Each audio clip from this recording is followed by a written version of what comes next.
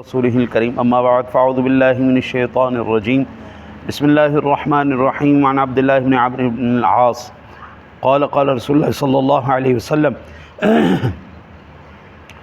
خلتان لا يحصيهما رجل مسلم إلا دخل الجنة ألا وهما يسير ومن يعمل بهما قليل يسبح الله في دبر كل صلاة 10 ويحمده 10 ويكبره 10۔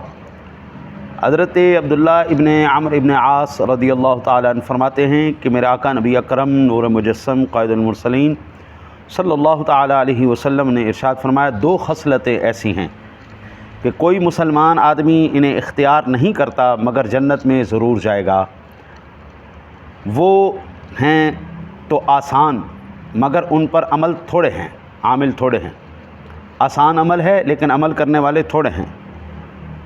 ہر نماز کے بعد 10 بار اللہ اکبر کہے، 10 مرتبہ الحمدللہ کہے، 10 مرتبہ اللہ اکبر کہے، سبحان اللہ، الحمدللہ اور اللہ اکبر، یہ 10 مرتبہ کہے۔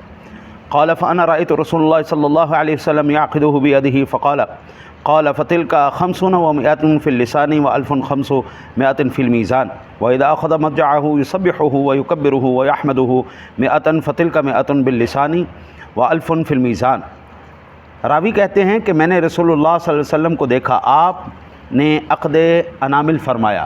عقد انامل کہتے ہیں انگلیوں پر شمار کرنا، عقد انامل کہتے ہیں، اور یہ اتنا خوبصورت لفظ راوی نے استعمال کیا ہے، کہتے ہیں خوبصورت بے مثال انگلیوں پر شمار فرمایا، خوبصورت اور بے مثال انگلیوں پر، اور اس میں کوئی شک نہیں میرے نبی کی خوبصورت اور بے مثال انگلیاں، اس میں کوئی شک نہیں۔ کہتے ہیں کہ حضور نبی اکرم صلی اللہ علیہ وسلم کو میں نے دیکھا، آپ نے اپنی خوبصورت انگلیوں پر یہ شمار فرمایا، اور فرمایا کہ زبان پر تو یہ 150 ہیں، یعنی 5 نمازوں میں آپ اگر یہ 10 مرتبہ کہتے ہیں نا، ایک مرتبہ میں 30 مرتبہ ہوئی، 5 مرتبہ میں یہ 150 مرتبہ ہو گئیں۔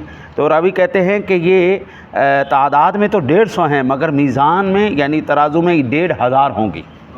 اور کہتے ہیں فَأَيُّكُمْ يَعْمَلُ فِي الْيَوْمِ وَلَيْلَةٍ و1500 سَيِّئَةٍ قالوا وكيف لا تحصيهما قال يأتي أحدكم الشيطان وهو في صلاته فيقول اذكر كذا حتى ينفتل فلعله ألا يفعل ويأتيه في مضجعه فلا يزال ينومه حتى ينام۔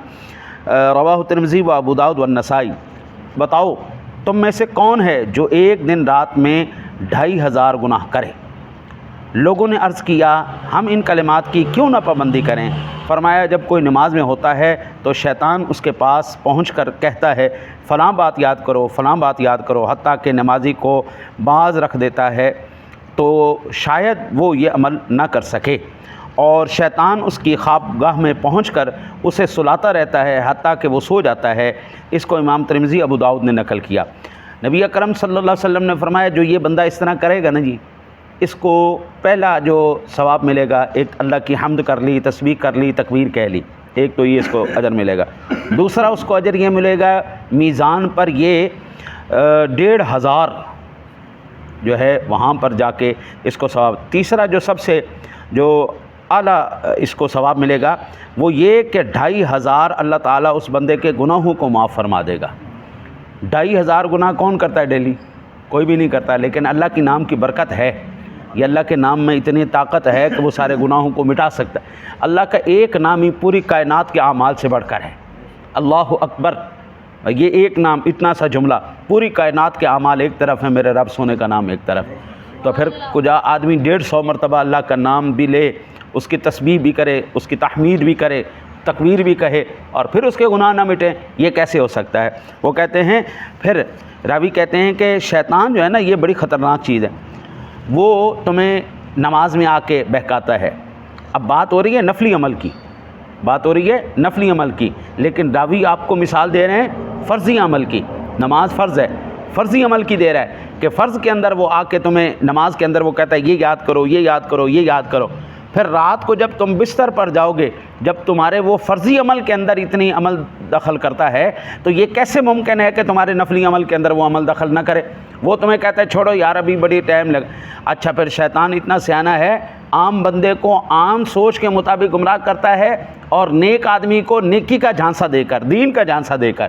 مثلا اب رات کو جو سونے لگے اس کو کہتا ہے یار چھٹ پر تسبیح کی کرنی ہے، تسبیح کریں گا تو سویرے تیری آنکھ کتے کھولنی، فجر دا ٹائم ہونا ہے، نماز پڑھنی، سو جا سو جا سو جا. ابھی کہتے ہیں شیطان ہر ایک کو اس کے طبیعت کے مطابق اس کو گمراہ کرتا ہے، نیکوں کو نیکی کی دعوت دے کر اور وہ جھانسا دے کر، اور جو عام آدمی ہے اس کو دنیاوی جھانسا دے کر. وہ کہتے ہیں وفی روایت ابی داؤد قال خصلتان او خلتان لا يحافظ عليهما عبد مسلم، وكذا في روايته بعد قوله والف و500 في الميزان قال ويكبر 34 اذا اخذ مجعه ويحمد 33 ويسبح 33 وفي اكثر النسخ مصابيح عن عبد الله بن عمرو. ابو داود کی روایت میں یوں ہے کہ فرمایا دو خصلتیں یا دو عادتیں ایسی ہیں جن کی کوئی بندہ مسلمان حفاظت نہیں کرتا الی آخر ہی. اسی طرح ابو داود کی روایت میں اس کلام کے بعد کہ میزان میں 1,500 ہیں، یہ فرمایا کہ بار تکبیر کہے، اور جب اپنے بستر پر جائے 33 مرتبہ الحمدللہ، 33 مرتبہ سبحان اللہ کہے. اور مصابیح کے نسخوں میں عبداللہ ابن عمر رضی اللہ تعالیٰ عنہ سے یہ روایت موجود ہے. اب یہاں سے یہ دو خصلتیں، ایک خصلت یہ ہو گئی نماز کے بعد 10 مرتبہ کہے، اور سونے سے پہلے 33 مرتبہ، اور اللہ اکبر کو 34 مرتبہ، 100 کا عدد وہ پورا کر دے. تو وہ کہتے ہیں اللہ تعالیٰ اس بندے کو لازمی جنت میں داخل فرمائے گا. اور فرماتے ہیں کہ کوئی بندہ مسلمان اس کی حفاظت، یہ جو لفظ استعمال کیا گیا نا جی، اس لفظ سے یہ بات پتہ چلتی ہے کہ جتنے بھی نیک اعمال ہیں، یہ چیزیں یہ صرف اور صرف فائدہ مسلمان کو دے گی. کافر کو کوئی بھی نیک عمل فائدہ نہیں دیتا،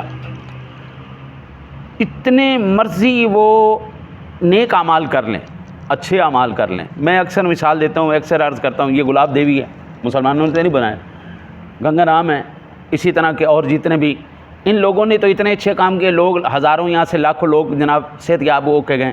تو اللہ تعالیٰ کیا ان کو اجر نہیں دے گا؟ تو نہیں دے گا، اللہ دے گا اجر، لیکن دنیا کے اندر اللہ ان کو اجر دے گا. دنیا کے اندر کیا اجر دے گا؟ پہلا شہرت ہو جائے گی، دوسرا ان کو پیسہ ملے گا.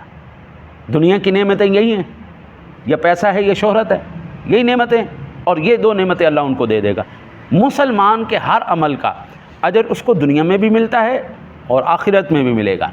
اب یہ بالکل سادہ سی بات ہے، جو تیرے رب کو نہیں مانتا اس کو آخرت کے ساتھ کیا تعلق؟ دیکھ اللہ تعالیٰ نے انسان کو شعور عطا فرمایا ہے، اللہ نے انسان کو، اور جن کے شعور بند ہو چکے ہوتے ہیں، ہاں جی، وہ ہے نا جی وَلَقَدْ ذَرَأْنَا لِجَهَنَّمَ كَثِيرًا مِّنَ الْجِنِّ وَالْإِنسِ.